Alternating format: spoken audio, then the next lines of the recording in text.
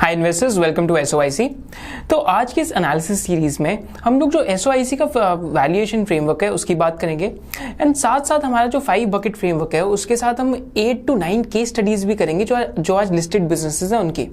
And towards the end of the video जो हमारी investing checklist है उसका भी हम आपके साथ डिस्कशन करेंगे। एंड आप मेरे को कॉमेंट सेक्शन में जरूर बताना कि आपको कौन सी चेकलिस्ट का पॉइंटर सबसे अच्छा लगा। तो हमारे वैल्यूएशन फ्रेमवर्क के बारे में बात करने से पहले मैं आपको एक बहुत इंटरेस्टिंग चीज बताऊंगा। तो मोट किसे कहते हैं? तो अगर क्योंकि हम लोग एक कैपिटलिस्ट सोसाइटी में रहते हैं तो कैपिटलिस्ट सोसाइटी में रहने की वजह से क्या होता है कि अगर कोई भी पर्सन या फिर अगर कोई भी entrepreneur excess returns on capital कमा रहे, माने सपोज करते हैं अगर आपने 100 रुपए डाले एक बिजनेस के अंदर, अब आप 100 रुपए पे 40 रुपए कमा रहे हैं तो माने 40% के आसपास रिटर्न ऑन कैपिटल कमा रहे हैं। तो अगर कोई भी एंटरप्रेन्योर एक कैपिटलिस्ट सोसाइटी में एक्सेस रिटर्न कमाता है कैपिटल के ऊपर, उसको देख के और लोग भी उस तरफ आते हैं, राइट? तो और लोग भी उसके साथ कंपीट करने आते हैं। पर अगर उस बिजनेस के अंदर कोई मोट है या उस बिजनेस के अंदर कोई एंट्री बैरियर है या उस बिजनेस के अंदर कोई कंपेटिटिव एडवांटेज है, तो उससे क्या होता है कि कोई और बंदा वहां पे आ नहीं सकता, माने कोई और कंपेटिटर नहीं आ सकता। तो essence of a capitalist society क्या है? फ्री मार्केट कंपटीशन, माने कोई भी किसी भी बिजनेस में एंटर कर सकता है, राइट? बट मोट क्या इंश्योर करता है कि कोई भी और किसी बिजनेस के अंदर इजिली ना आ पाए। यहाँ पे मेरे पास आपके लिए एक बुक रिकमेंडेशन है जो पैट डॉल्से की बुक है जो मोड्स की बात करती है। तो इन्होंने जो इंटरनेशनल बिजनेसेस हैं उनमें काफी इंटरेस्टिंग मोड्स की बात करी है। और यहाँ पे हम जैसा कि देख भी सकते हैं कि अगर कोई बिजनेस है जिसमें रिटर्न ऑन कैपिटल काफी ज्यादा है एंड वो बिजनेस के अंदर कंपेटिटिव एडवांटेज पीरियड भी काफी ज्यादा है, माने कि ये ऐसा बिजनेस है कि जो सपोज करते हैं हमने 100 रुपए लगाए एक बिजनेस में एंड आपने 40 रुपए उसके ऊपर कमाए तो आपका 40% रिटर्न हो गया। अब उस 40 रुपए का आप क्या करेंगे? तो अगर ऐसा बिजनेस है जहां पे री इन्वेस्टमेंट मोड है, माने उस 40 रुपए को भी आप एक और दुकान में डाल के और ग्रो कर सकते हैं, तो उसको हम कहते हैं री इन्वेस्टमेंट मोड। Whereas दूसरा टाइप ऑफ मोड क्या होता है आपका? दूसरे टाइप ऑफ मोड का नाम है लेगेसी मोड। लेगेसी मोड के अंदर क्या प्रॉब्लम है कि अगर आपने 100 रुपए एक बिजनेस के अंदर डाले, पहले साल तो आपने उसके ऊपर 40 रुपए कमा लिए, बट अगले साल आप वो 40 रुपए कहीं और नहीं डाल सकते। तो इससे क्या होएगा कि आपको हर साल उस जो आपने पैसा लगा रखा है उसका अच्छा खासा डिविडेंड आएगा, पर आप वो जो 40 रुपीज है उसको री इन्वेस्ट नहीं कर सकते। तो काफी लोग मोट की बात करते हैं, बट एक अच्छा मोट वही है, क्योंकि हमारी इंडियन इकोनॉमी काफी ग्रोइंग है, एक अच्छा मोट वही है जैसा हम लोग भी ढूंढ रहे हैं जहां पे री इन्वेस्टमेंट मोट हो, माने ऐसा मोट जहां पे आप पैसा री इन्वेस्ट करके और अपने पैसे को ग्रो कर पाए, राइट? तो यहाँ पे मैं आपके साथ डिफरेंट सोर्सेज ऑफ मोट है उनका एक बार डिस्कशन करूंगा। तो पहला सोर्स ऑफ मोट क्या है? That is switching cost. दूसरा सोर्स ऑफ मोट क्या है? टेस्ट। एंड तीसरा सोर्स ऑफ मोट क्या है? Economies of scale. तो पहले हम बात चालू करते हैं स्विचिंग कॉस्ट से। तो स्विचिंग कॉस्ट का क्या मतलब है कि स्विचिंग कॉस्ट तब जनरेट होते हैं एक बिजनेस के अंदर जब कोई वहां से स्विच ना कर पाए, माने एक कॉस्ट क्रिएट हो जाए स्विच करने का। जैसे मैं आपको एग्जांपल देता हूं, जो हम contract research and manufacturing services business की बात करते हैं, अगर हम डीवीज लेबोरेटरीज की बात करें, सिंजीन की बात करें, तो इन बिजनेसेस ने काफी मैसिव बहुत ज्यादा बड़े स्विचिंग कॉस्ट बिल्ड कर दिए अपने बिजनेस में। ऐसा क्यों? क्योंकि सपोज करते हैं आप एक इनोवेटर हैं, मानिए अगर आप एक फार्मा इनोवेटर हैं, सपोज करते हैं आप फाइजर या मर्क है, राइट? अगर हम फाइजर की बात करते हैं, अगर फाइजर ने अपना मॉलिक्यूल डीवीज को दे रखा है, तो उस टाइम पे अगर डीवीज उस मॉलिक्यूल की कॉन्ट्रैक्ट मैन्युफैक्चरिंग कर रहे हैं तो ऑब्वियस है कि डीवीज के साथ टेक ट्रांसफर भी होएगा, माने फाइजर ने अपनी टेक्नोलॉजी डीवीज को ट्रांसफर करी होगी। साथ साथ जब उन्होंने अपना जब उसकी वो कंप्लीट करेगी मॉलिक्यूल की रजिस्ट्रेशन, तो साथ साथ जो डीवीज है उसको वहां पे लिखवाएगा कि इनके थ्रू हम कॉन्ट्रैक्ट मैन्युफैक्चरिंग करेंगे। एंड साथ साथ आपका एक काफी बहुत टाइम का एज अ पार्टनर वो भी बिल्ड हो जाता है relationship. So this is why यहाँ पे एक स्विचिंग कॉस्ट का एलिमेंट है। तो डीवीज के जितने भी इन्वेस्टर्स ये देख रहे हैं वीडियो, आपके साथ एक होमवर्क है कि आप सिंजीन एंड डीवीज के लास्ट 10 ईयर्स के एक बार ऑपरेटिंग मार्जिन जरूर चेक कीजिए। सेकंड आपका मोट है टेस्ट। अब टेस्ट कैसे डेवलप होता है? अगर हम नेस्ले की बात करें तो नेस्ले आज कितने लोगों ने डिफरेंट टाइप्स ऑफ नूडल्स निकाले, बट फिर भी आज इंडिया में नंबर 1 नूडल्स सिर्फ नेस्ले के हैं, that is known by the name of Maggi, right? क्योंकि वहां पे टेस्ट का एक एंट्री बैरियर है। सो this is again very very interesting. Third type of mode आपका क्या है? Economies of scale. और साथ साथ आपका क्या है? Mode which is based on regulation. But regulation and economies of scale से जाने से पहले स्विचिंग कॉस्ट में मेरे को एक और बहुत इंटरेस्टिंग मोट याद आया, जिससे इस कंपनी का नाम है फाइन ऑर्गेनिक्स। तो फाइन ऑर्गेनिक्स जो आपके इमल्सिफायर्स हैं वो बनाती है, राइट। तो फाइन ऑर्गेनिक्स का भी काफी एक इंटरेस्टिंग मोट है, एंड फाइन ऑर्गेनिक्स के ऊपर हम सून एक वीडियो भी करेंगे। पर इस इंडस्ट्री का कुछ स्ट्रक्चर ऐसा लगता है जैसा कि हम देख सकते हैं कि और इस बिजनेस के अंदर काफी सारे बैरियर्स टू एंट्री प्रेजेंट है फाइन ऑर्गेनिक्स में, क्योंकि इस इंडस्ट्री के अंदर टेक्निकल नो हाउ बहुत रिक्वायर्ड है।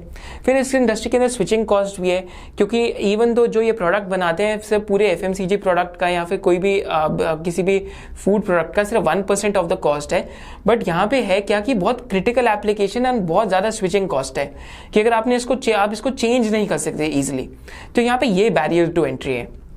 फाइन ऑर्गेनिक्स के बाद अगर हम बात करें रेगुलेशन की एंड साथ साथ इकोनॉमीज ऑफ स्केल की, तो रेगुलेशन में मेरे को याद आते हैं जितनी भी सिटी गैस डिस्ट्रीब्यूशन कंपनी है, तो रेगुलेटरी मोट है इन कंपनीज के बाद। अगर हम आईजीएल की बात करें, अगर हम बात करते हैं गुजरात गैस की, अगर हम एमजीएल की बात करते हैं, तो इन तीनों कंपनीज के पास एक टाइप ऑफ रेगुलेटरी मोट है, क्योंकि इनके पास परमिशन एंड अथॉरिटी है वहां पे CGD लाइंस ऑपरेट करने की। एंड इंटरेस्टिंग चीज क्या है कि लास्ट 5 years में एक्चुअली में city gas distribution is one of the best performing index. माने इस इंडेक्स ने इतनी अच्छी परफॉर्मेंस दी है, मोर देन 20% CAGR दी है सिर्फ इंडेक्स ने इन कंपनीज का। माने सप्लाई साइड कॉन्सेंट्रेशन भी है, एंड साथ साथ यहाँ पे क्या इंटरेस्टिंग है कि रेगुलेटरी बेस्ड एडवांटेज भी है, right. So this is one of the key modes, right, जो इस सेक्टर के अंदर है। फिर अगर हम इकोनॉमीज ऑफ स्केल की बात करते हैं, तो इकोनॉमीज ऑफ स्केल का क्या मतलब है कि आपको जो आपका COGS है, माने जो आपका कॉस्ट ऑफ गुड्स सोल्ड है, वो धीरे धीरे करके घटते जाते हैं, राइट। माने आपके कॉस्ट घटते जाते हैं जैसे जैसे आपका जो स्केल है इंक्रीज होते जाता है। तो इकोनॉमीज ऑफ स्केल में काफी सारी कंपनीज आती हैं। तो वन ऑफ द कंपनी जो हमारा सेक्टर ही काफी फेवरेट था, that was a amine sector. तो alkyl amines and Balaji amines, तो इन दोनों कंपनीज के पास economies of scale, I think alkyl amines world में अमाइंस का लोएस्ट कॉस्ट प्रोड्यूसर है, तो इन्होंने कॉन कॉल्स में भी काफी बारी मेंशन करा है, क्योंकि इनके पास इकोनॉमीज ऑफ स्केल है, काफी ज्यादा स्केल पे ऑपरेट कर रहे हैं। एंड इस बिजनेस के अंदर एक एंट्री बैरियर और भी क्या है कि अगर आप 55 to 60% पे कैपेसिटी यूटिलाइजेशन नहीं करें तो you can go into losses. तो अगेन वेरी वेरी इंटरेस्टिंग, क्योंकि यहाँ पे आपको इतना अमाउंट ऑफ यूटिलाइजेशन तो चाहिए। और अमाइंस बिजनेस में साथ साथ टेक्निकल नोहाउ का भी एंट्री बैरियर है, जैसे हम यहाँ पे देख सकते हैं एक और सोर्स ऑफ मोट है, क्योंकि टेक्निकल नोहाउ क्या है कि हर किसी के पास अमाइंस बनाने की टेक्नोलॉजी नहीं है। So again this makes it very very interesting. And यहाँ पे अगर हम और बात करें तो एक और सोर्स ऑफ मोट आपका क्या हो सकता है, ब्रांड एक सोर्स ऑफ मोट है, डिस्ट्रीब्यूशन भी एक सोर्स ऑफ इंटरेस्टिंग मोट है। तो पहले हम ब्रांड की बात करते हैं। तो ब्रांड से मेरे को एक बहुत इंटरेस्टिंग कंपनियां, दो बहुत इंटरेस्टिंग कंपनीज याद आती हैं, काफी छोटी कंपनीज हैं। एक का नाम है अमृतंजन एंड दूसरी का नाम है JB केमिकल्स। तो अमृतंजन आपने देखा होगा, अगर आप नॉर्थ इंडिया में रहते हैं तो अमृतंजन नाम की एक बाम आती है, तो यहाँ पे भी काफी टाइम से इनका एक ब्रांड बना हुआ है। I think more than 150 year old company है, राइट। तो अमृतंजन का जो बाम का ब्रांड है काफी स्ट्रॉन्ग है, काफी ज्यादा रिकॉल है लोगों के साथ। एंड अगर हम JB केमिकल्स की बात करते हैं तो काफी लोगों ने एक दवाई खाई होगी बाय द नेम ऑफ जिंटेक। तो ये लोग ब्रांडेड जेनेरिक्स में है, माने ये ऐसी दवाइयां बनाते हैं जो ब्रांडेड है, राइट। कॉपी कैट ड्रग्स हैं जो ब्रांडेड है। इनके पास कुछ 4 to 5 ड्रग्स ऐसे हैं जिनमें इनकी बहुत ज्यादा मार्केट लीडरशिप है। सो अगेन बहुत interesting company and seems and it is very very well poised, क्योंकि यहाँ पे ब्रांड बेस्ड मोड भी है, साथ साथ डिस्ट्रीब्यूशन का भी मोड बिल्ड कर रहे हैं। एंड अगर हम डिस्ट्रीब्यूशन में बात करें तो डिस्ट्रीब्यूशन में ITC एंड HUL की जितनी बात करें उतनी कम है, बिकॉज HUL के पास क्लोज टू 8 मिलियन रिटेलर्स हैं, माने 8 मिलियन आउटलेट्स ऐसी है जहां पे HUL के प्रोडक्ट्स बिकते हैं। वैसे ITC के पास 7 to 7.5 मिलियन आउटलेट्स हैं। So again this is the distribution mode and इसके अंदर घुसना is very very difficult, right. अगर हम और मोड्स की बात करते हैं तो एक मोड आपका है टेक्निकल नोहाउ। तो हम केमिकल कंपनीज में देखते हैं, तो अगर हम आरती इंडस्ट्रीज की बात करें, दीपक नाइट्राइट की बात करें, विनीति ऑर्गेनिक्स की बात करें, तो इन तीनों कंपनीज ने अपने पास एक टेक्निकल नोहाउ बिल्ड कर रखा है। साथ साथ अगर मैं यहाँ पे लॉरेस लैब्स की भी बात करता हूँ तो वो भी टेक्निकल नोहाउ के अंदर आते हैं। कैसे, पहले विनीति ऑर्गेनिक्स में देखते हैं। विनीति ऑर्गेनिक्स वर्ल्ड में लोएस्ट कॉस्ट प्रोड्यूसर है ATBS का। एंड ATBS एक ऐसा मोनोमर है जो बहुत नीश क्वांटिटी में यूज होता है। एंड विनीति इस वर्ल्ड में इसका लोएस्ट कॉस्ट प्रोड्यूसर है because of its technical know how. तो इनके पास पेटेंट भी था इस प्रोडक्ट का, right. So again very very interesting. Second, अगर हम आरती इंडस्ट्रीज की बात करते हैं तो आरती इंडस्ट्रीज बेंजीन केमिस्ट्री में इज एन एब्सोल्यूट चैंपियन। तो बेंजीन केमिस्ट्री में इतना डाउनस्ट्रीम जा चुका है आरती इंडस्ट्रीज, जिसकी वजह से इसके पास एक टेक्निकल नो हाउ आ चुका है बेंजीन केमिस्ट्री में। फिर दीपक नाइट्राइट के पास अगर हम दीपक नाइट्राइट का अगर हम एफएनएस डिवीजन देखते हैं तो इनके fine and speciality chemical division में 44% ईबिट मार्जिन है। तो अब काफी लोग ये सोचते थे कि Deepak nitrite is actually a commodity company, but actually में ये नहीं हुआ। तो काफी टाइम से काफी लोगों को लग रहा था कि जब डैजडा की सेल श्रिंक होगी या डैजडा का मार्जिन श्रिंक होएगा तो इससे क्या आएगा कि दीपक नाइट्राइट के जो मार्जिन है कोलैप्स हो जाएंगे। बट एक्चुअली में दीपक नाइट्राइट के पास टेक्निकल नो हाउ है, बैकआउट इंटीग्रेशन कर करके अपना जो फाइनेंस जो उनका एफएनएस बिजनेस है, यहाँ तक इनका जो बेसिक केमिकल्स का भी बिजनेस है, वहां पे भी 24% ईबिट मार्जिन कमा रहे हैं, विच इज नॉट लेस, मतलब काफी हाई लेवल पे। So again technical know how and process chemistry expertise. फिर अगर हम लॉरस लैब्स की बात करते हैं तो ARV APIs में एंड प्रोसेस केमिस्ट्री एक्सपर्टीज में लॉरस लैब्स अगेन एक एब्सोल्यूट चैंपियन है। अब ये हमें कैसे पता लगा? यहाँ पे हुआ क्या था कि EFV की मार्केट शिफ्ट हो गई थी towards DTG। EFV ARV API है, तो EFE की जो यूसेज है वो कम होने लगी है एंड जो DTG है उसकी यूसेज ज्यादा होने लगी। तो ओवरनाइट मार्केट तो शिफ्ट हो गया, पर लॉरस लैब्स क्योंकि प्रोसेस केमिस्ट्री एक एक्सपर्टीज है, तो यहाँ पे बहुत एक इंटरेस्टिंग चीज है। काफी लोग जेनेरिक API और कॉम्प्लेक्स API का फर्क पूछते हैं हमसे। तो जेनेरिक API क्या होता है? अगर हम EFV की बात करें जो लॉरस लैब्स बनाते हैं, तो that is a generic API। Generic API में क्या है कि आपकी हाई वॉल्यूम्स, आपकी जो वॉल्यूम्स है काफी हाई होती है, पर आपकी जो वैल्यू है वो लो होती है, माने काफी ज्यादा वॉल्यूम्स बट कम वैल्यू।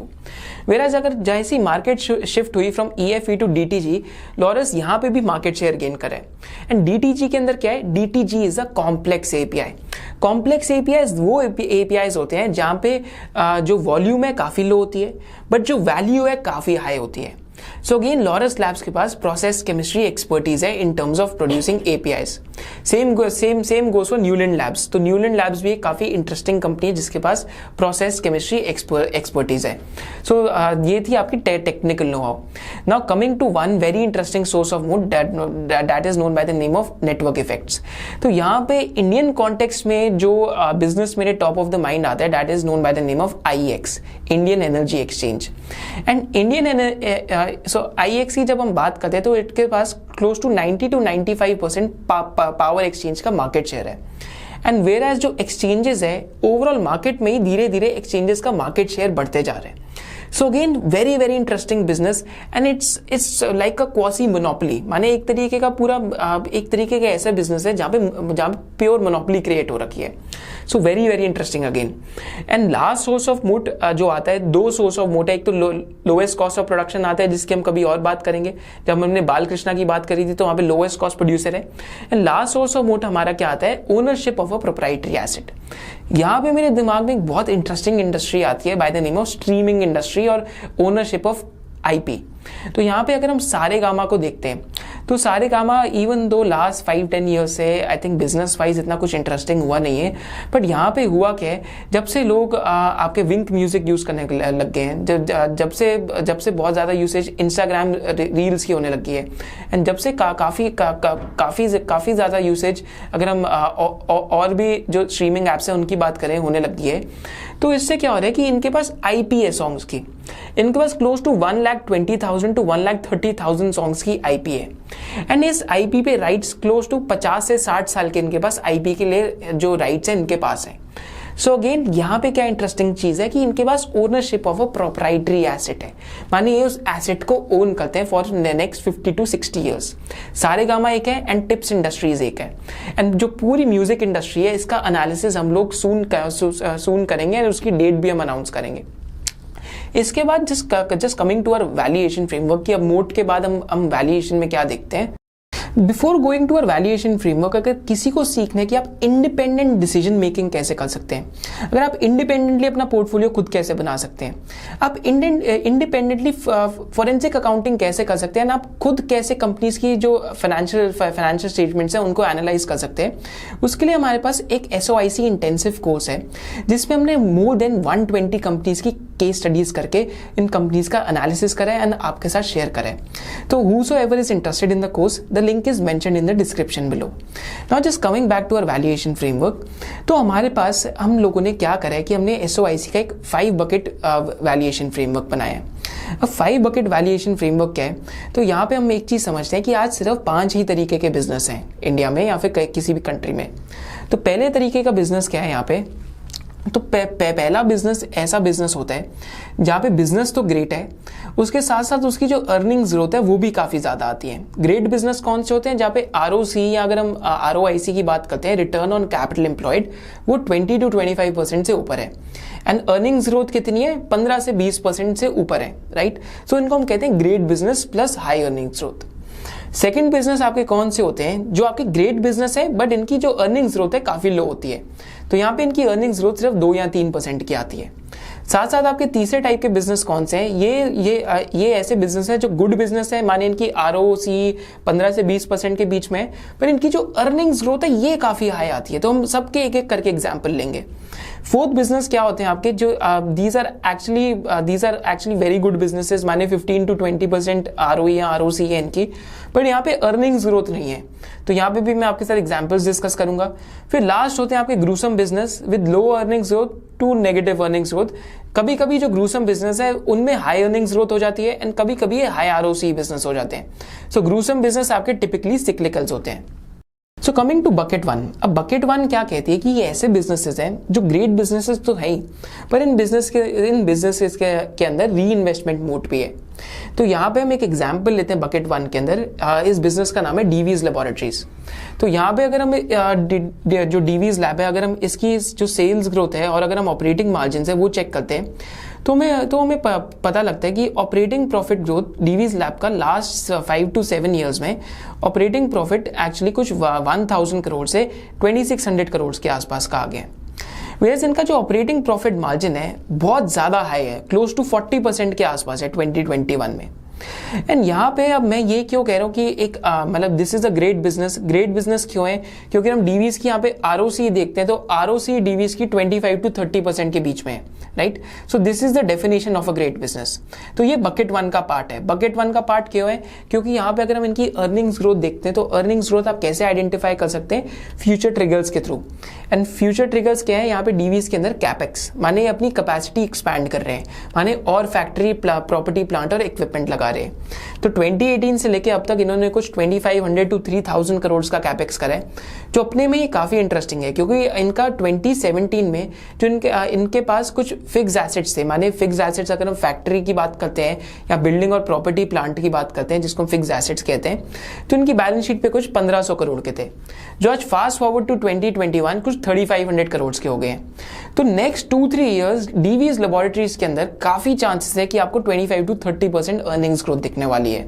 सो ये क्या होएगा? हमारे बकेट 1 का part. Right.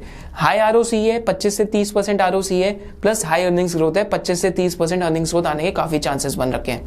So this will be a part of bucket 1. फिर आपकी जो बकेट 2 है, बकेट 2 आपकी क्या होती है?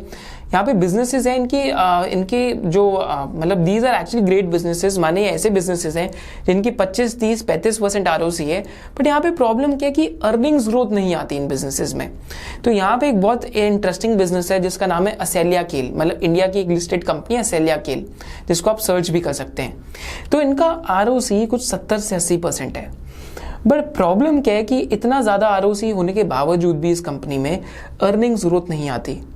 ऐसा क्यों? क्योंकि ये कंपनी एक्चुअली जो एयरलाइंस है उनके लिए जो टिकटिंग सॉफ्टवेयर है उसमें हेल्प करती है एंड एयरलाइंस को IT सर्विसेज प्रोवाइड करती है.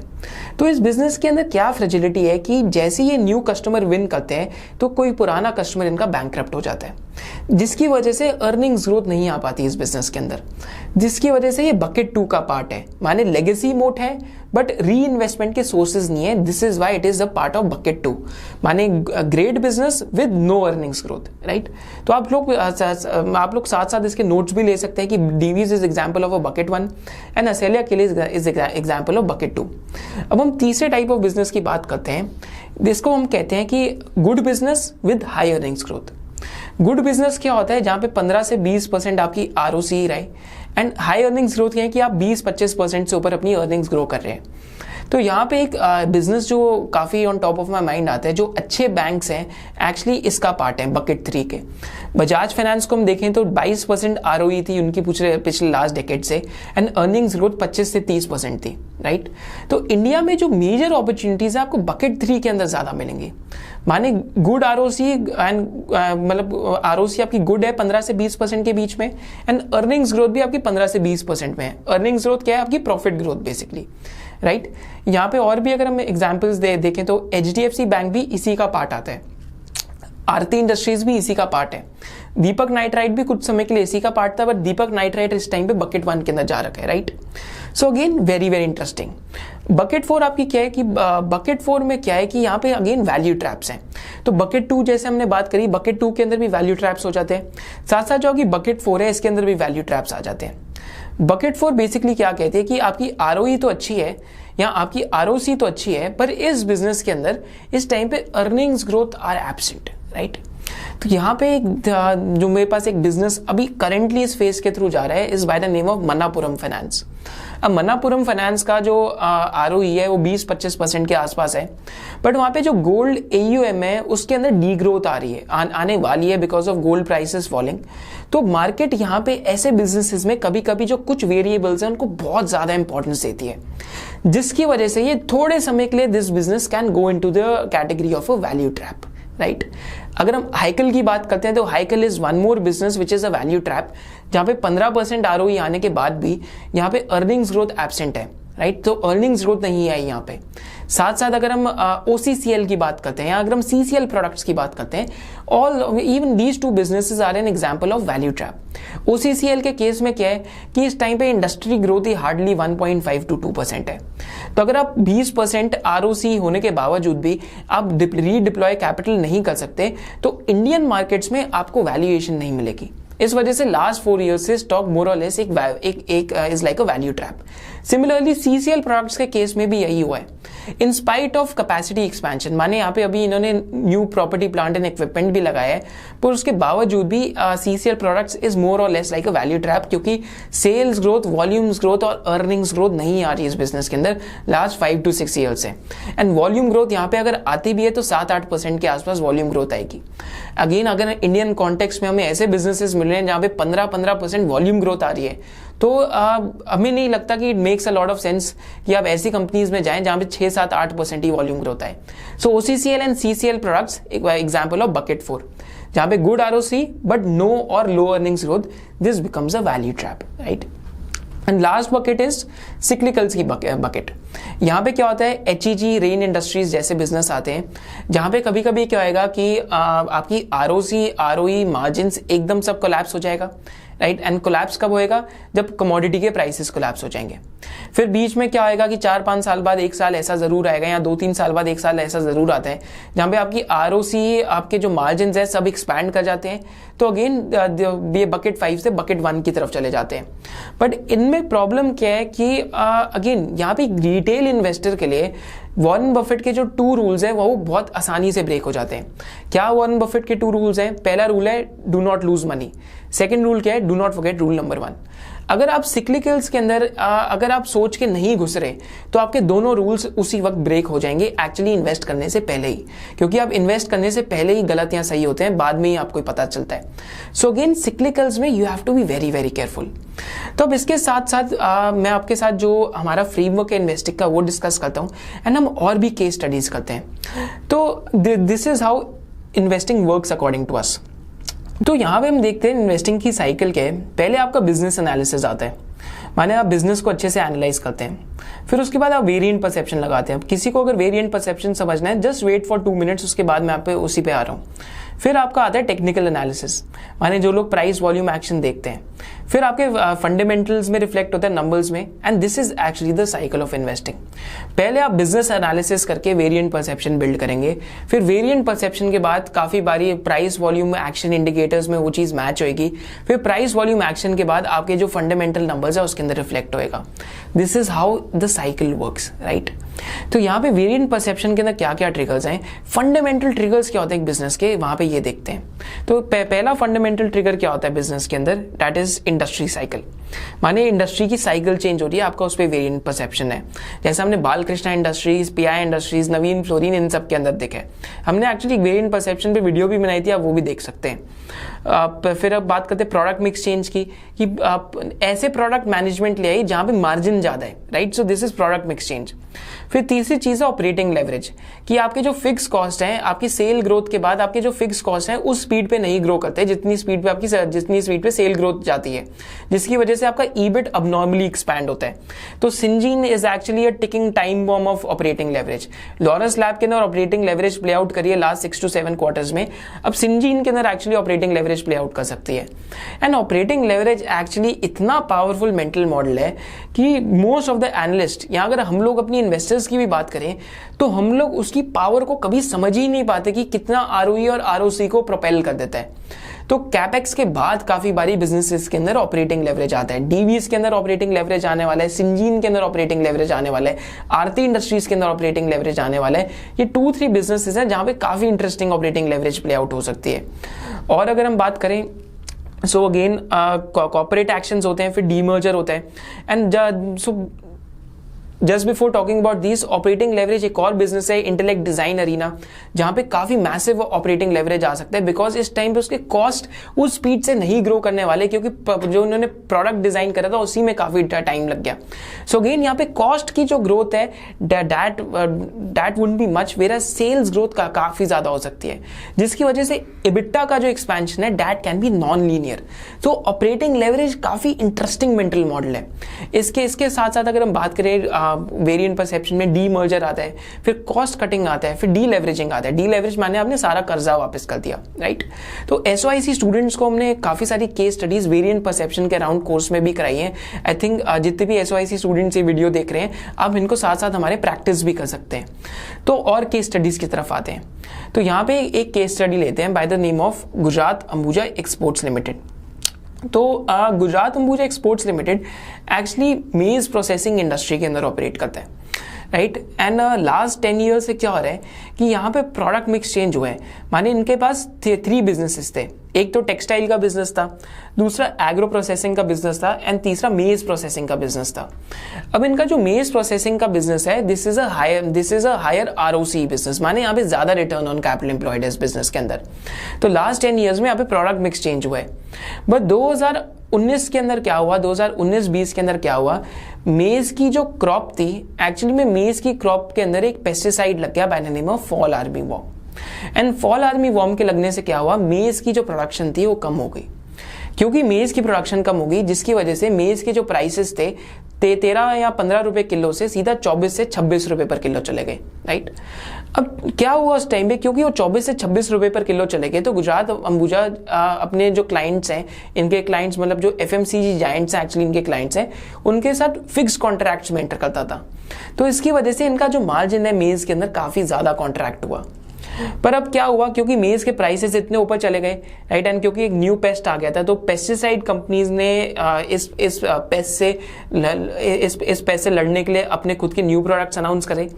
एंड साथ साथ क्या हुआ कि जो फार्मर्स थे, क्योंकि अब इतना ज्यादा मेज का प्राइस हो गया था, तो मेज की प्रोडक्शन एक्चुअली चली गई कंट्री में, ऊपर चली गई, माने मेज की एक्रिएज ऊपर चली गई। जिसकी वजह से क्या हुआ कि नेक्स्ट ईयर एक्चुअली मेज में बम्पर क्रॉप आ गई, राइट। अब यहाँ पे क्या समझना जरूरी है, एक्चुअली में ये मेरी पर्सनल इन्वेस्टिंग केस स्टडी है, यहाँ पे मैं पर्सनली इन्वेस्टेड था। बट यहाँ पे जब मैंने इन्वेस्ट करा था, आई थिंक क्लोज टू जो बुक वैल्यू है स्टॉक की, हम उसके आसपास एंटर कर रहे थे। बट वहाँ पे थीसिस क्या थी कि एक्चुअली में जितना खराब हो सकता था सब कुछ खराब हो चुका है। यहाँ से जो प्रोबेबिलिटी थी शायद से कुछ अच्छा हो सकता है। अब हमें ये नहीं पता था कि वो चीज़ 2 साल में अच्छी होगी या 3 साल में अच्छी होगी, बट एक्चुअली में सरप्राइजिंगली सिर्फ 3 क्वार्टर के अंदर ही प्राइसेस 24 रुपए पर किलो से सीधा मेज के 12 से 13 रुपए पर किलो पे आ गए, क्योंकि क्रॉप की प्रोडक्शन काफी बम्पर हो गई थी। एंड जो stock 1 time price by book पे ट्रेड कर रहा था, आज वो 2 टाइम्स प्राइस बाय बुक पे ट्रेड कर रहा है। So again cyclical investing. And यहाँ पे क्या हुआ गुजरात अंबुजा एक्सपोर्ट्स के केस में, तो गुजरात अंबुजा एक्सपोर्ट्स बकेट 5 के अंदर चला गया था, जो आपकी ग्रूसम बकेट है, एंड फिर बकेट 5 से बकेट 3 के अंदर आ गया। तो यहाँ पे आपको क्या इंपॉर्टेंट याद रखना है कि जब कंपनीज बकेट चेंज करती हैं तो उनमें कुछ वेरिएंट परसेप्शन लगता है। यहाँ पे वेरिएंट परसेप्शन क्या था, इंडस्ट्री साइकिल का। एंड बकेट चेंज में अगर आप स्पॉट कर सकते हैं, तो एक्चुअली में this is when one aspect of value investing works, मतलब ये एक तरीका है वैल्यू इन्वेस्टिंग करने का। कि आप 100 रुपए की चीज एक्चुअली में 50 रुपए पे ले रहे हैं। सेकेंड केस स्टडी हमारी पर्सनल कौन सी है, ये आई थिंक मेरी फेवरेट केस स्टडी है। इस कंपनी का नाम है अल्काइल अमाइंस। तो अल्काइल अमाइंस में हम लोगों ने कुछ 2019 के अंदर वी पर्सनली एंटर्ड।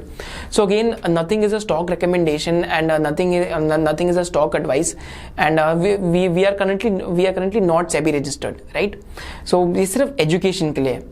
तो अल्काइल अमाइंस में हम 2019 के आसपास एंटर करे थे एंड उस टाइम पे क्या हो रहा था, 2015 से लेकर 2018 तक अमाइंस इंडस्ट्री का ऐसा फेज था कि यहाँ पे बहुत ज्यादा ग्रोथ हेडविंड्स थी। माने क्योंकि जो इनके एंड यूजर हैं फार्मास्यूटिकल एंड एग्रोकेमिकल, वहीं पे काफी ज्यादा ग्रोथ हेडविंड्स थी। इसकी वजह से अमाइंस की भी ग्रोथ इतनी नहीं आ रही थी। तो यहाँ पे क्या हो रहा था कि क्योंकि वॉल्यूम ग्रोथ नहीं आ रही थी, तो अल्काइल अमाइंस की जो मैनेजमेंट है, एक अच्छी मैनेजमेंट क्या करती है, जब ग्रोथ नहीं आती तो काफी ज्यादा डिविडेंड देती है। तो आप 2015, 16, 17 में भी चेक कर सकते हैं, इनकी कुछ 40 to 45% का डिविडेंड पे आउट था। पर 2018-19 के अंदर क्या हुआ, इन्होंने कैपेक्स अनाउंस कर रखा था मिथाइल अमाइंस के अंदर। अब मिथाइल अमाइंस क्या है कि यहाँ पे ट्रांसपोर्ट नहीं कर सकते, इस वजह से यहाँ पे इंपोर्ट नहीं हो सकता है प्रोडक्ट। एंड साथ साथ यहाँ पे क्या है, एक एंट्री बैरियर है कि यहाँ पे टेक्नोलॉजी काफी मतलब technology acts like an entry barrier. सबके पास टेक्नोलॉजी नहीं है अमाइंस बनाने की। तो यहाँ पे कुछ इन्होंने अपना जो इनके फिक्स एसेट्स है, जब कैपेक्स अनाउंस कर रहा था तो फिक्स एसेट्स कुछ इनके पास 250 to 300 करोड़ के थे एंड कैपेक्स ही 200 to 250 करोड़ का था। So again bet was on capex and capex के साथ साथ क्या बेट थी कि ये डाउनस्ट्रीम डेरिवेटिव्स है उसके अंदर जाएंगे। माने मिथाइल अमाइन से ये लोग बनाएंगे DMA HCl, जो एक्चुअली में डाउनस्ट्रीम डेरिवेटिव है। एंड एक्चुअली में ये सब होना चालू हो गया। एंड यहाँ पे क्या हुआ, अल्काइल अमाइंस उस टाइम पे बकेट 4 के अंदर था, जब व्हेन एक्चुअली हम लोगों ने थीसिस बनाई थी कि एक गुड ROC है बट अर्निंग्स ग्रोथ मिसिंग है। पर ट्रिगर क्या है, कैपेक्स का ट्रिगर आ रहा है, राइट। तो जैसे ही कैपेक्स का ट्रिगर प्ले आउट करने लगा, alkyl amines good ROC plus low earnings growth से good ROC with high earnings growth में चला गया। एंड यहाँ पे लक एलिमेंट क्या प्ले आउट कर गया, वी गॉट लकी बिकॉज यहाँ पे जो असीटोनिट्राइल है, जो इनका एक और प्रोडक्ट है, उसका प्राइस कुछ 130 to 140 रुपीज पर किलो से सीधा 280 से 300 रुपए पर किलो चला गया, राइट। तो यहाँ पे एक कमोडिटी एलिमेंट भी था जिसकी वजह से मार्जिन अब नॉर्मली एक्सपैंड हो गए। माने आज जो अल्काइल अमाइंस के मार्जिन है इन our view, and again it's not an investment advice, हमें नहीं लगता कि ये मार्जिन सस्टेनेबल है, जिसकी वजह से बकेट 3 से बकेट 1 में आ रखा है इस टाइम पे। पर क्या ये सस्टेन कर पाएगा इन मार्जिन्स को, that is the big question worth asking. But again this was actually one of my favourite case studies, क्योंकि इससे आप बता सकते हैं कि एक्चुअली में आपको ऐसे बिजनेसेस मिल सकते हैं जिन्होंने 20-25% ROC ROE रिपोर्ट करी है 10-15 साल से, एंड आपको वो सिंगल डिजिट पी मल्टीपल या 11 से 12 की पी पे इजिली ऐसे बिजनेसेस भी मिल जाते हैं, क्योंकि मार्केट की साइकिल ही कभी कभी ऐसी हो जाती है।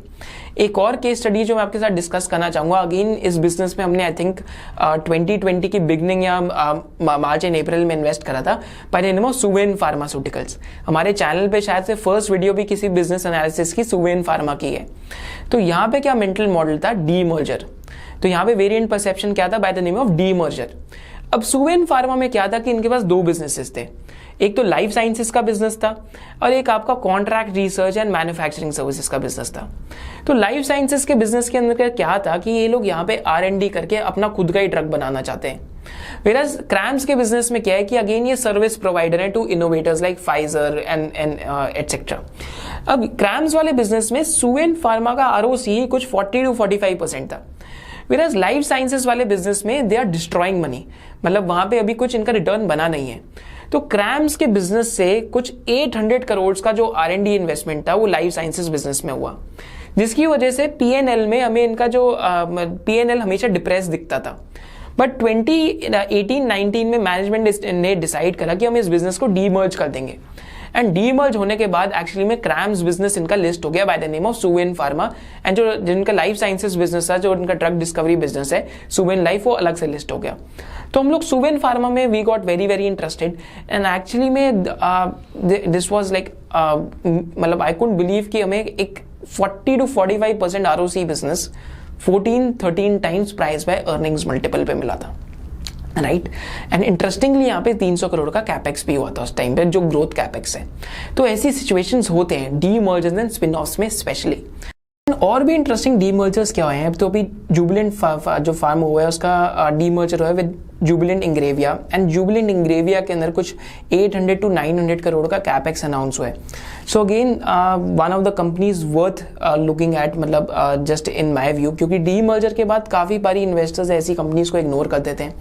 एंड यहाँ पे कुछ इंटरेस्टिंग भी हो सकता है, क्योंकि लक्ष्मी ऑर्गेनिक्स का थोड़े टाइम पहले आईपीओ आया है जिसकी वैल्यूएशन काफ़ी ज़्यादा एलिवेटेड थी. वेराज Jubilant Pharmova similar line of business में है, बट वहाँ पे वैल्यूएशन आपको काफ़ी सस्ती मिल रही है. तो शायद से आपको रिसर्च करनी चाहिए. एक और कंपनी जहाँ पे डी मर्जर होने वाला है, that is known by the name of Aarti pharmaceutical. तो आरती इंडस्ट्रीज के अंदर एक तो केमिकल बिजनेस है, एक तो फार्मास्यूटिकल बिजनेस है. वेराज जो इनका फार्मा बिजनेस है वो कुछ 28 to 30% पे अर्निंग्स ग्रो कर रहा है. सो अगेन अगर यहाँ पे इनका डीमर्ज, आई थिंक अगर ये बिजनेस 1 ईयर में या 1.5 ईयर में डीमर्ज हो जाता है, तो अगेन एक बहुत इंटरेस्टिंग मतलब एक इंटरेस्टिंग बिजनेस है अगर किसी को रिसर्च करनी है तो जुबिलेंट इंग्रेविया की वीडियो हम आपके लिए सून बनाएंगे, एंड आरती इंडस्ट्रीज की भी वीडियो आपके लिए सून बनाएंगे, जिसमें हम आरती इंडस्ट्रीज और आरती फार्मास्यूटिकल्स की बात करेंगे अलग अलग से. तो ये तो आपका डीमर्जर हो गया mental model. And Suven pharma क्या हुआ? सुवेन फार्मा एक्चुअली में बकेट 2 से बकेट 1 के अंदर आ गया, क्योंकि जो अर्निंग्स ग्रोथ थी वो एक आपके जो आपका जो लाइव डिस्कवरी बिजनेस था उसके अंदर एक्सपेंस आउट हो रही थी. उसकी वजह से जैसे ही वो एक्सपेंसेस बंद हुए तो आपकी अर्निंग्स एक तो वहीं से आ गई, एंड साथ साथ क्या हुआ, इनके यहाँ पे 300 करोड़ का ग्रोथ कैपेक्स हुआ है. So from bucket 2 Suven pharma bucket 1 का पार्ट बन गया, right. So again one more case study. अगर मैं आपके साथ अब 2 केस स्टडीज की और बात करूं, एक तो हम बात करते हैं जेबी केमिकल्स की. तो जेबी केमिकल्स आज एक काफ़ी एक इंटरेस्टिंग कंपनी है, बिकॉज इट्स अ कंपनी जहाँ पे 50% रेवेन्यू इनका इंडियन मार्केट से आता है. एंड लास्ट 4 to 5 ईयर्स से इस कंपनी ने कंसिस्टेंटली इंडियन फार्मास्यूटिकल मार्केट को आउटग्रो करा है, राइट. क्योंकि इनके पास 3 to 4 ऐसे ब्रांड्स हैं जो काफ़ी बड़े हो गए इस टाइम पे साइज में, एंड उनका मार्केट शेयर भी काफ़ी ज़्यादा है. एंड यहाँ पे एक और इंटरेस्टिंग चीज़ क्या है कि इनके पास इस टाइम पे कुछ 1700 एमआर्स हैं. एमआर्स माने मेडिकल रिप्रेजेंटेटिव्स, जिसकी वजह से जब इन्होंने हायर करे थे 2-3 साल पहले, तो इनके पास कॉस्ट काफ़ी ज़्यादा आया था, क्योंकि अगर आप एमआर को हायर करते तो उस टाइम पे कॉस्ट आपका काफ़ी इंक्रीज हो जाता है. पर जैसे जैसे जो एमआर्स हैं, मतलब जैसे जैसे अगर हम सेल की बात करते हैं पर एमआर, जैसे जैसे पर एमआर आपकी सेल बढ़ते जाती है तो एमआर्स की भी जो प्रोडक्टिविटी है वो बढ़ते जाती है. कि जैसा आप यहाँ देख सकते हैं कि एमआर की जो प्रोडक्टिविटी है कुछ आई थिंक 4.5 लाख के आसपास आ चुकी है, वेराज इंडस्ट्री एवरेज आज भी 5.2 लाख के आसपास है. अगर मैं एबॉट इंडिया की बात करूं या सन फार्मा की बात करूं तो सन फार्मा में एमआर प्रोडक्टिविटी एक्चुअली में 8 to 8.2 लाख है. एंड अगर हम एबॉट इंडिया की बात करते हैं तो वहां पे MR productivity 12 to 13 lakh rupees के आसपास है. माने एक मेडिकल रिप्रेजेंटेटिव कुछ 12 to 13 लाख रुपीस की जो प्रोडक्टिविटी है वो कर रहे हैं. तो अगेन जेबी केमिकल के पास एक operating leverage in terms of increasing MR productivity का काफ़ी लंबा स्कोप है. अभी आई थिंक नेक्स्ट 2-3 ईयर्स में हम यहाँ पे और भी एक्सपेंशन देखेंगे. तो लास्ट 2-3 ईयर्स से हम एक्सपेंशन देख रहे हैं, जिसकी वजह से रेवेन्यू ग्रोथ इस टाइम पे 13-14% की है. पर ऑपरेटिंग मार्जिन एक्सपेंशन अगर हम चेक करते हैं तो यहाँ पे काफ़ी ज़्यादा ऑपरेटिंग मार्जिन इनके एक्सपैंड हो रहे हैं. तो अगर हम यहाँ पे एक चीज़ चेक करते हैं तो इनके जो ऑपरेटिंग प्रॉफिट मार्जिन हैं कुछ 17-15% से कुछ 27% के आसपास आ गए. एंड इनके ऑपरेटिंग प्रॉफिट मार्जिन एक्चुअली में 32-33% बियॉन्ड भी जा सकते हैं अगर एमआर प्रोडक्टिविटी बढ़ती है. एंड अगर हम यहाँ पे नेट प्रॉफिट ग्रोथ देखते हैं तो लास्ट 3-4 ईयर्स में इनका प्रॉफिटेबिलिटी ऑलमोस्ट डबल हो चुकी है. एंड साथ साथ अगर हम इस बिजनेस की आरओसी देखते हैं तो आरओसी अगर हम इनकी जो इन्वेस्टमेंट्स हैं इनकी बैलेंस शीट में उसको एडजस्ट करते हैं तो 28% आरओसी आ चुकी है. एंड एक और इंटरेस्टिंग चीज़ क्या है कि यहाँ पे operating cash flow financial year 20 में 275 करोड़ के थे, with free cash flow 202 crore का था. तो extremely high operating cash flow to free cash flow conversion, actually में बहुत ज़्यादा हाई कन्वर्जन है ओसीएफ की एफसीएफ के अंदर. So a very very interesting business in our view.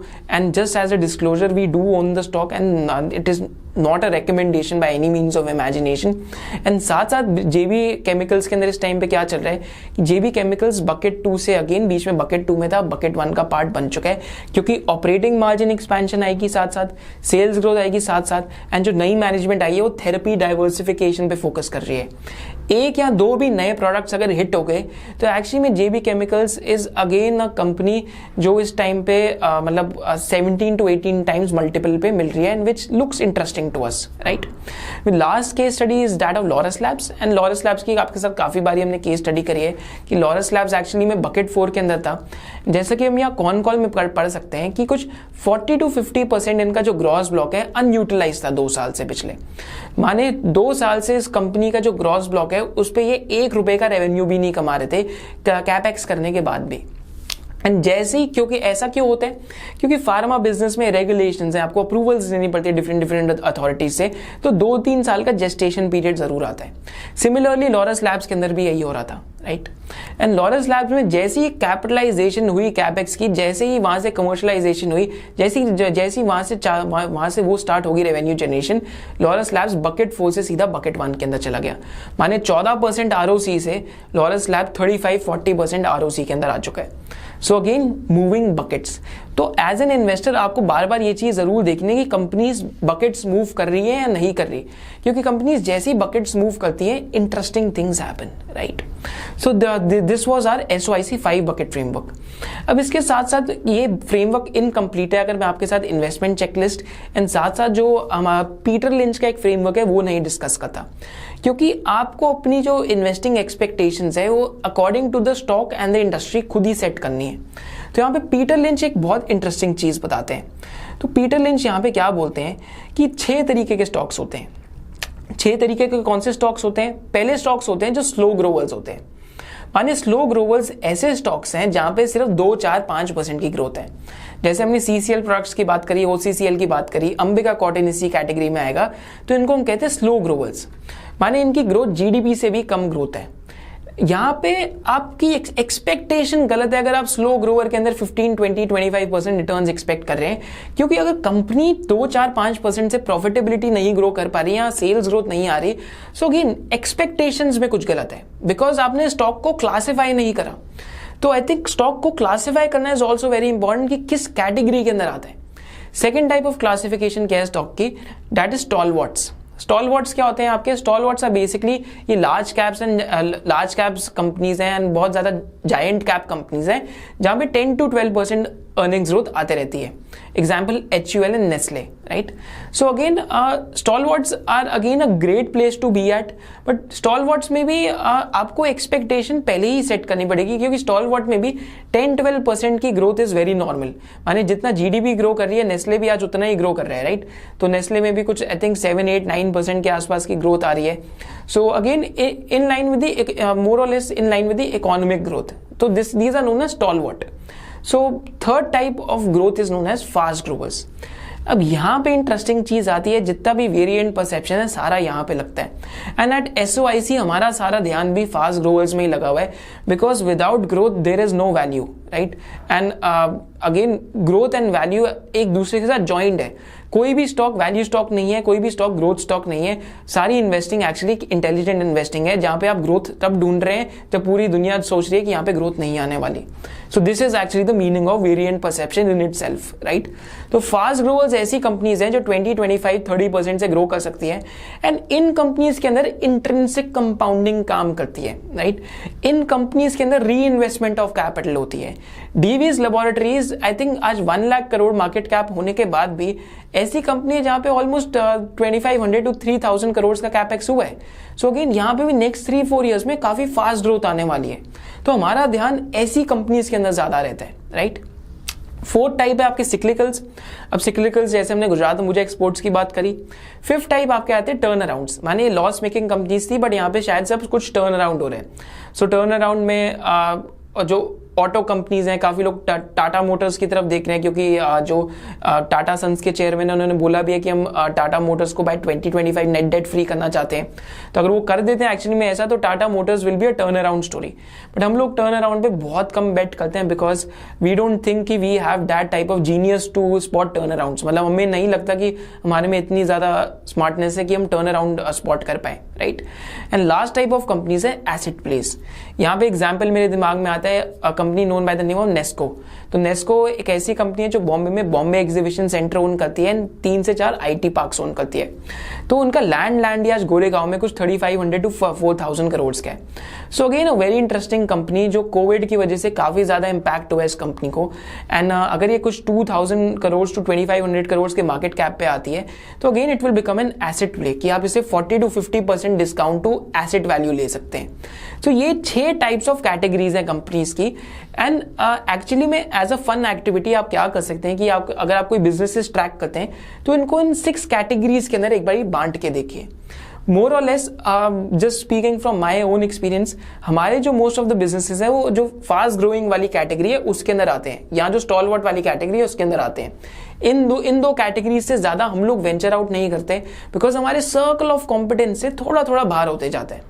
And इसके साथ साथ अगर हम इन्वेस्टिंग चेकलिस्ट देखते हैं तो अगेन ये इन्वेस्टिंग चेकलिस्ट पीटर लिंच की जो बुक है उससे काफी इन्फ्लुएंस्ड है एंड साथ साथ हमारे भी काफी इनपुट्स है इसके अंदर। तो पहला हम चीज क्या एक याद रखते हैं कि sometime in next month, year और 3 years the market will decline sharply. माने हमारी चेकलिस्ट का पार्ट यही है कि बिजनेस ही तब खरीदना है जब कन्विक्शन है, क्योंकि अगले महीने, अगले साल या 3 साल बाद मार्केट तो कभी भी डिक्लाइन कर सकती है। पर अगर कन्विक्शन डिक्लाइन कर गई तो paper loss gets converted into actual loss. तो कन्विक्शन होना बहुत जरूरी है because behind every stock there is a business, right? And behind every business there is a story. And if you are actually looking into that type of investing, जब आप ROC expansion, PE expansion and earnings growth देख रहे हैं, so behind every story there is a variant perception, right? अब वो play out करता है नहीं करता तो वो इंटरेस्टिंग चीज है। सेकेंड टाइप क्या है आपका, market declines are great opportunities to buy stocks in companies you like. माने आपको कन्विक्शन होनी चाहिए क्योंकि अगर कोई कंपनीज गिर रही हैं तो आपके पास एक अच्छी अपॉर्चुनिटी भी आ सकती है। थर्ड चीज क्या है कि अगर आपका 6 to 10 हिट रेट भी है, माने आफ्टर 10 स्टॉक्स अगर आप 60% भी राइट हो रहे हैं in terms of probability, again that is a very good hit rate to have like in my personal view. Because see अगर आप बहुत ज्यादा जायंट मतलब जायंट कैप्स ले रहे हैं, आप ऐसी कंपनीज ले रहे हैं जो बहुत कंसिस्टेंट है इन टर्म्स ऑफ रिटर्न्स, तो अगेन वहां पे आपका रेट ऑफ रिटर्न कम हो सकता है बट वहां पे आपका जो हिट रेट है वो ज्यादा हो सकता है। बट अगर if returns expectations are higher, अगर आप मिड कैप या स्मॉल कैप कंपनीज में थोड़ा ज्यादा आ रहे हैं जहां पे रेट ऑफ चेंज थोड़ा ज्यादा रहता है, तो अगर 60% टाइम भी आप राइट हैं तो again that can and up creating huge wealth, right? और यहाँ पे हम अपनी चेकलिस्ट में देखते हैं तो क्या आता है कि it takes years and not months to produce big results, right? Patience is required and more और लेस। तो यहाँ पे साथ साथ एक और हमारी जो चेकलिस्ट के अंदर चीजें क्या है कि आपको एक चीज याद रखनी है कि survival is the only road to riches. माने companies try to pick companies जहाँ पे डेट फ्री है, जहाँ पे उनकी इंटरेस्ट कवरेज रेशियो काफी हेल्दी है, राइट? एंड जहाँ पे ऐसी कंपनीज है जिनके पास कैश फ्लो जिनका पॉजिटिव है। अब हम लोग बार बार ये नहीं बोलते कि फ्री कैश फ्लो पॉजिटिव होना चाहिए, क्योंकि अगर ग्रोइंग कंपनी है, ग्रोइंग इकोनॉमी है तो फ्री कैश फ्लो काफी बारी नेगेटिव भी हो सकता है, पर at least operating cash flow should be positive in our view of things, right? और हमारी चेकलिस्ट के अंदर क्या चीजें आती हैं कि 2-3 टाइप्स के स्टॉक होते हैं। एक तो मतलब पोर्टफोलियो सिलेक्शन में एक तो आपकी अर्निंग्स ग्रोथ बहुत ज्यादा आ रही है पर उसके साथ ROC एक्सपैंड हो रहा है। अगर सस्ती वैल्यूएशन पे लिए तो इन कंपनीज में PE रेटिंग होती है टिपिकली। और उसके बाद क्या है कि PE ऑलरेडी हाई है बट फिर भी अगर अर्निंग्स ग्रोथ काफी ज्यादा है, ROC बहुत ज्यादा है, still these companies can form a part of your universe, right? So again high ROC and high earnings growth actually में रेयर कंपनीज है एंड ये ट्विन इंजन्स है। पर 3 इंजन्स क्या है, high ROC plus high earnings growth plus with PE rating, these are 3 engines and 2 engines क्या है, high ROC plus high earnings growth, right? तो अर्निंग्स ग्रोथ तो आपको मोर और लेस मिल ही जाती है ऐसी कंपनीज के अंदर। एंड लास्टली अगर हम यहाँ पे हमारा जो variant view on cash flows देखें जो हमने एक बना रखा है, एक तो चेकलिस्ट में और चीज क्या है कि एलोकेशन सिक्लिकल्स की तरफ आपको लिमिट करनी चाहिए। बिकॉज अगर आप सिक्लिकल्स की तरफ काफी एलोकेट करते हैं एक्चुअली में साइकिल नहीं प्ले आउट करती तो वॉरेन बफेट के 2 रूल्स ऑफ इन्वेस्टिंग ब्रेक हो जाते हैं, that is do not lose money and do not forget rule number 1। And interesting चीज क्या है जो हमारा व्यू वर्सेस मार्केट व्यू है कि योर व्यू क्या है कि कैश फ्लो की ग्रोथ मतलब 4 टाइप्स ऑफ अपॉर्चुनिटीज आती हैं। एक तो आपका व्यू क्या है कि कैश फ्लोज की ग्रोथ सर्टेन होने वाली है और मार्केट को लगता है कि कैश फ्लो की ग्रोथ अनसर्टेन है। तो यहाँ पे आपके पास वेरिएंट परसेप्शन आता है क्योंकि आपको लगता है बिजनेस के अंदर अर्निंग्स पावर है क्योंकि आप हमेशा अर्निंग्स पावर में इन्वेस्ट करते हैं बिजनेस की, आप बिजनेस की अर्निंग्स में नहीं इन्वेस्ट करते। एंड एक्चुअली में बहुत ही ज्यादा डीप स्टेटमेंट अगर आप इसके बारे में सोचेंगे तो, राइट।